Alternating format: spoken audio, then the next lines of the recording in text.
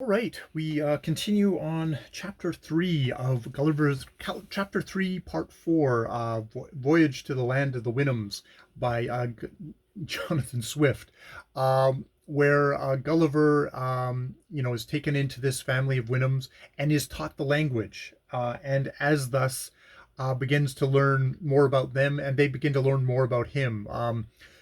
For his sake, for him, he had been very careful not to take off his clothes in front of them, and only took them off at night when he went to sleep, because he's so anxious to kind of differentiate himself from one of the yahoos. Didn't want to be suddenly classed as one of these horrible brutes that he just finds completely repellent.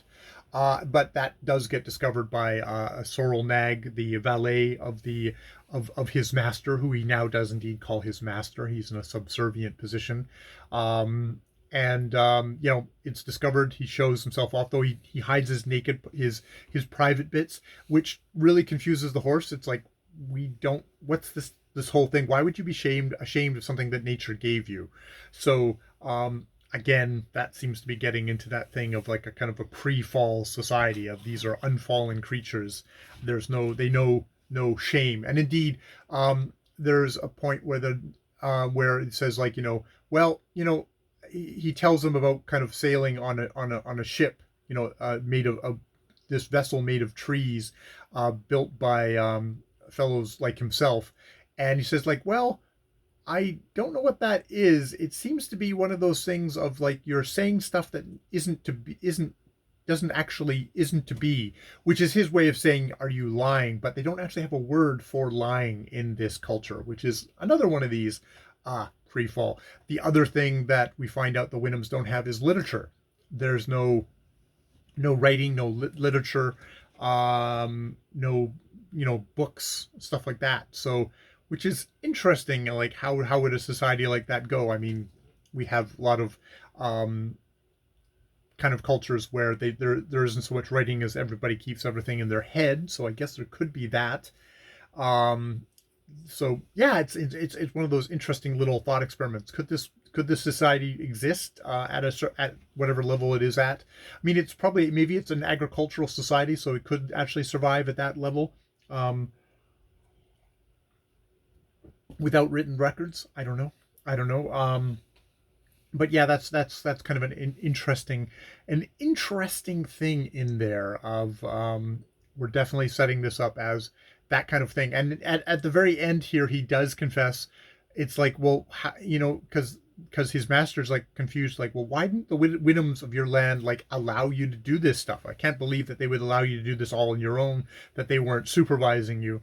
And he said, like, look, promise not to be offended, but um they would be, if I go back to my land and tell them about here, they wouldn't believe me any more than you would believe about the yahoos here being yahoos in our country, the humans being rational beings, and horses being rational beings. That would just make no sense to them. So that's how that ends here. I'm going to pause for a second and see if there's any notes. All right, just going from my notes from I'm not reading this. I'm reading the Gutenberg Gutenberg version of Gulliver's Travels. But it's interesting. They point out that, like, the idea of not having literature, like ancient Sparta was said to have no written literature, but did have an oral tradition of poetry and song. Socrates, with whom the opinions of the Winhams are elsewhere said to agree, preferred oral poetry over written literature. And apparently there's a thing here. Swift could express violent animus against books, and book burning was something of a Swiftian pastime. Good Lord. Especially since you think about exactly how expensive a book would have been in his time. Really? Okay, apparently it was a pastime. They do note the whole thing of the Winham being able to lie. Explain, is that they're unfallen creatures. So that, the Winhams, like the Spartans of Lycurgus, are a closed society cut off from the world, and therefore from the corruption that comes from luxury of maritime empires. Their ignorance is a sign of their bliss and primitive virtue. Oh, and there was a thing back here that, like, you a lot of times in utopian societies, the absence of books of literature is a common theme, which is like a utopia without, is it something, a place without books? That's like, just seems bizarre.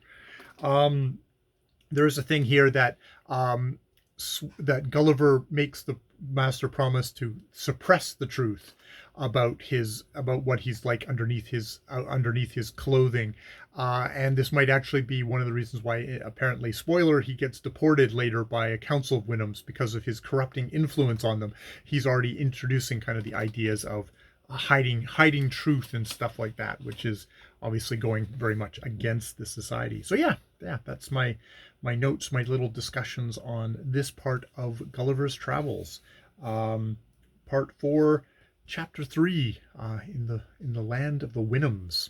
More videos later. Haven't gotten any names yet of any of the horses. It's still like Master, who's the gray, and a sorrel nag. We don't have actual names, but maybe that'll come up as we go along. He's talking about the language being a lot like High German or High Dutch, and indeed there was a thing here of saying the Emperor Charles V, the Emperor, saying that if he could talk to his horse, it would be in the High Dutch, which is okay, apparently. All right, more videos later.